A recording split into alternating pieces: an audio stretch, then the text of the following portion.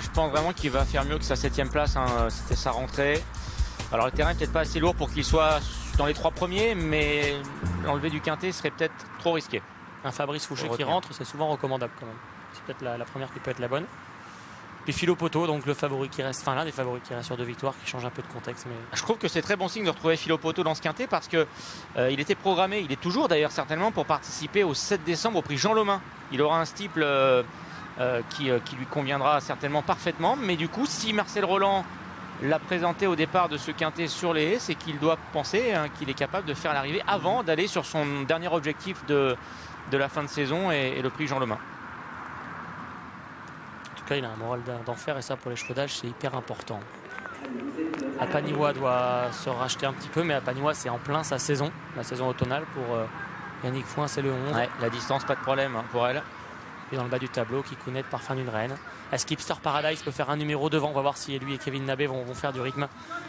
On partira pas. Loufast n'est pas avec ses camarades. Mais pourquoi Loufast n'est pas avec les autres? Vous voyez, ça je comprends pas.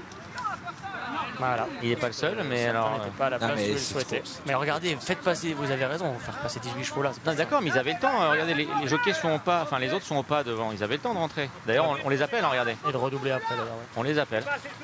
Et pour un 4003, Jacques, on peut pas les adosser à la haie et partir tous ensemble. Ouais. C'est vrai que souvent on les fait partir à droite, mais il y a peut-être moins. Et c'est peut-être ce qui va se passer là, regardez. Ils vont pas tous repasser dans Je l'entonnoir. pense pas, non. Ils vont partir adossés à la haie. On va les faire partir là. Il y en a qui sont quand même pressés de partir. C'est pas du dormir. Le départ est validé pour le tiercé quintet plus de cette journée d'Auteuil. C'est le prix Kahn Schönberg, 4300 mètres à parcourir. C'est la corde qui est clairement partie plus vite sous l'impulsion de New President notamment, ou encore de Kikounet qui à l'intérieur vient quasiment sur la ligne des premiers. Quelle story s'en va également franche à la première sur la ligne des leaders. Quelle story avec Bryony Frost qui vient prendre le meilleur alors que Holco accélère à son tour et il prend l'avantage dans ce quintet. Kikounet est en 3e position devant le numéro 6 Hipster Paradise. New President vient ensuite devant Saint-Bat. À l'extérieur il y a Apaniwa, Scatar, Philo Poto, l'un des favoris de la course, est dans la 2e partie du peloton, tout comme Grand Clermont, Indéniable Alibi, Jaguar du Berlay ou encore Parfum d'une reine.